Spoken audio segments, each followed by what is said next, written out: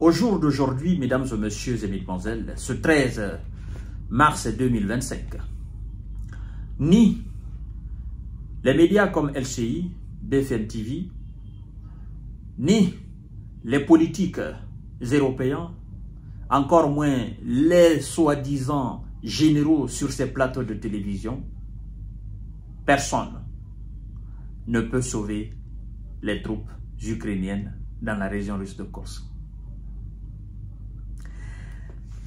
Face à l'augmentation d'intensité, face à la rapidité des soldats russes et le rythme qu'ils ont imposé, le rythme infernal qu'ils ont imposé,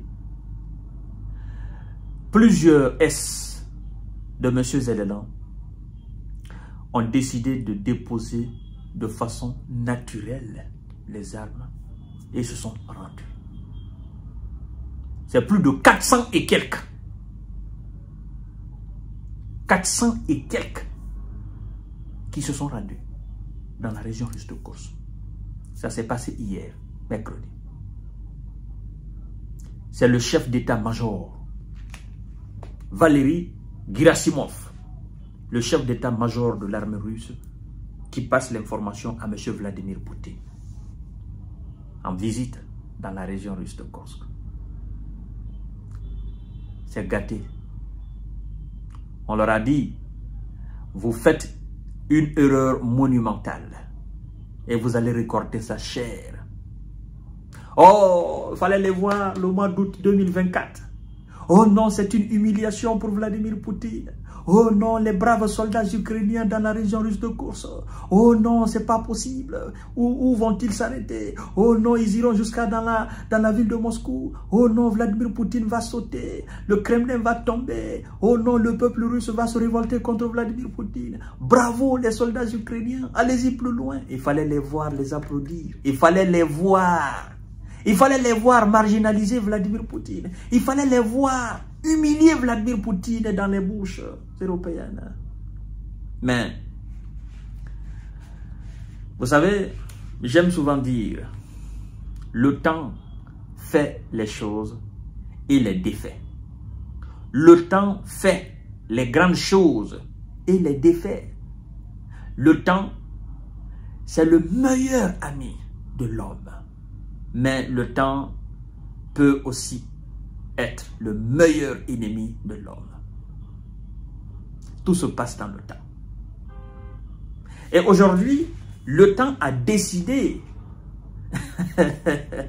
de nous montrer une autre phase de la situation russo-occidentale sur le territoire ukrainien, mais aussi russo-occidentale sur le territoire même russe. Le temps nous dit, vous les Occidentaux, vous avez une notion de moins le temps que la Russie n'a pas. Et les Russes, vous avez une notion de moins le temps que les Occidentaux n'ont pas. Mais entre les deux notions, la notion russe de temps, elle est basée sur la patience, la pertinence, la constance, la discipline, la rigueur, la persévérance, et non sur la précipitation, qui est du côté occidental. Oui. Non sur la manipulation, non sur la désinformation, non sur la propagande, qui est du côté occidental. Il y a 11 fuseaux horaires en Russie, si je ne me trompe pas. La notion du temps en Russie, elle est largement différente à la notion du temps occidental.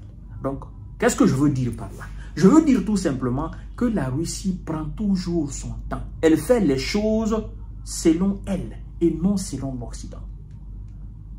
Elle savait que tôt ou tard, elle allait mettre hors d'état de nuire les troupes occidentales qui ont fait l'incursion sur son territoire. Elle le savait. Elle le savait. De la même manière qu'elle a su que les troupes de Napoléon allaient être mises en déroute, de la même manière qu'elle a su que les troupes d'Adolf Hitler n'allaient jamais réussir, c'est de la même manière qu'elle savait que les mercenaires et les terreaux occidentaux qui ont pénétré sur son sol allaient finir par disparaître. Alors, écoutez ce que le patron de l'armée russe dit, c'est-à-dire le chef d'état-major de l'armée russe, le général Valery Gerasimov, à son patron, M. Vladimir Poutine. La Russie dit avoir fait prisonnier 430 Est-Ukrainiens dans la région russe de Kursk. Le chef d'état-major de l'armée russe, Valery Gerasimov, a affirmé mercredi au président Vladimir Poutine que ses troupes ont fait prisonnier 430 soldats ukrainiens lors des récentes avancées dans la région russe frontalière Kursk. Il dit, je cite, « Les militaires ukrainiens, voyant qu'il était inutile de continuer à résister, ont commencé à se rendre activement et 430 combattants ont été faits prisonniers », a déclaré M. Gerasimov, selon des propos retransmis à la télévision russe. M. Vladimir Poutine a quant à lui suggéré que... Ah ouais. Poutine dit quoi au sujet de ces S qui sont faits prisonniers? Il dit de les traiter comme des terreaux. Des terreaux. Tous ceux qui sont faits prisonniers dans la région russe de Kursk, Poutine donne l'ordre de les considérer comme des terreaux. Mesdames et messieurs, ces mesdemoiselles. Donc, ils seront jugés. Ils seront d'abord traduits devant les tribunaux dans la région russe de Kursk. Ils seront jugés dans la région russe de Kursk. Et ils vont alors recevoir des sentences en tant que des terreaux. Et donc, à l'image de ce soldat britannique Anderson, James Anderson, qui a été effectivement considéré comme un terreau et jugé ainsi. Je vous reviens tout à l'heure.